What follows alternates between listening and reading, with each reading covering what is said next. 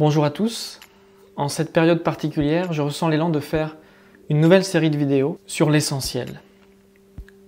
Plus le temps passe, plus nous serons contraints de nous concentrer sur l'essentiel. Et quoi de mieux pour commencer l'essentiel que de définir, de mettre au clair une notion qui est peut-être la plus dénaturée sur Terre. La notion de Dieu. Qu'est-ce que Dieu? Qui est Dieu? Il convient de réfléchir, c'est-à-dire de se poser des questions et de se poser les bonnes questions. C'est seulement en étant clair sur une notion qu'on peut s'entendre lorsqu'on parle de cette notion. Donc si on veut tous pouvoir parler de Dieu, il faut bien comprendre ce qu'on entend par Dieu. Au-delà des images de chacun, des idées de chacun, des pensées que l'on associe à Dieu. Y a-t-il eu un néant absolu? C'est une question qui a été posée il y a 500 ans avant Jésus-Christ par un philosophe grec qui s'appelle Parménide. Et on s'est rendu compte que dans toutes les traditions, dans toutes les cultures, à toutes les époques, les penseurs s'accordent sur une réponse.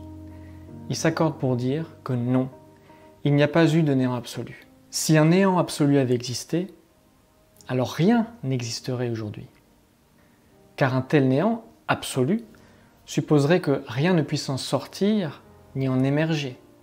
Si le néant absolu n'existe pas, nous reconnaissons alors l'évidence que quelque chose ou quelqu'un d'absolu a toujours existé. Quelqu'un ou quelque chose qui n'a pas de commencement.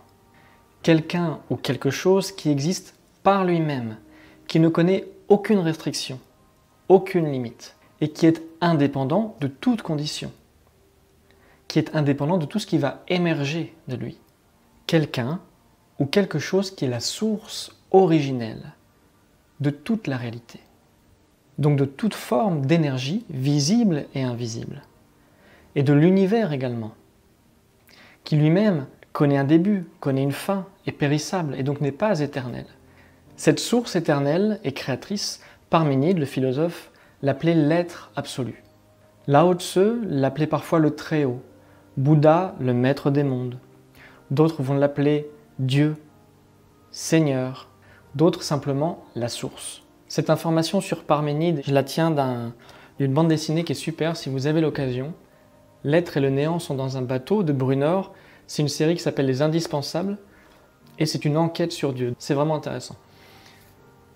Dieu, la notion la plus proche, c'est donc la source créatrice, la source originelle. Source de vie, source de force pure, la vie pure, la lumière pure. Alors créatrice de quoi? Dieu est créateur de quoi? Eh bien de toute la réalité qu'on peut appréhender nous en tant qu'esprit humain. Ça comprend bien sûr la matière dense, terrestre, dans laquelle on vit, qu'on appréhende par nos 5 sens. Ça comprend également la matière subtile, qu'on appelle l'au-delà. L'au-delà, cet espace d'où les âmes viennent s'incarner, où elles repartent après la mort, où l'âme voyage, fait ses pérégrinations entre les existences. Mais la création de Dieu comporte aussi ce qu'il y a au-dessus. Au-dessus, c'est là d'où on tire nous-mêmes notre origine. Ce qu'on appelle les plans spirituels. L'être humain est esprit et d'essence spirituelle. Le spirituel fait partie de la création de Dieu, de la création de la source. Nous faisons donc partie de sa création. Non seulement notre corps dans lequel nous sommes incarnés, mais également notre essence. Alors qu'est-ce que Dieu? On peut le voir aussi d'une autre façon, plus vibratoire. On peut le voir comme une source de lumière. Cette source de lumière, elle irradie. Donc son irradiation s'étend autour d'elle. Et cette irradiation de la source forme la création. Ce qui est créé est en fait l'irradiation de cette lumière qui prend forme, ou cette onde de lumière qui prend forme, ou cette énergie qui prend forme, si vous voulez.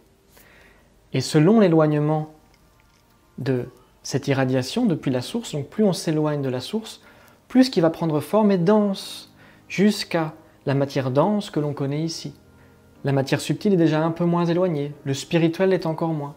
Le spirituel baigne déjà dans une lumière suffisamment forte pour qu'il n'y ait pas d'ombre, c'est-à-dire qu'il n'y ait pas de dualité, qu'il n'y ait pas de déviation possible de la perfection créée par Dieu.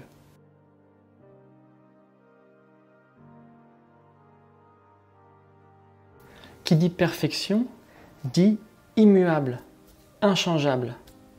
La perfection ne change pas, sinon elle ne serait pas parfaite. Dieu ne change pas. Seul ce qui est dans sa création évolue. Donc Dieu n'évolue pas. Nous, nous évoluons. En tant qu'êtres créés, nous sommes des êtres d'évolution. Voici donc une première notion que nous avons posée de façon brève. Dans une autre vidéo, nous parlerons de ce qui est divin et de ce qui est spirituel. L'être humain est-il divin, comme certains le disent, ou spirituel? Voilà pour aujourd'hui, pour cette première notion.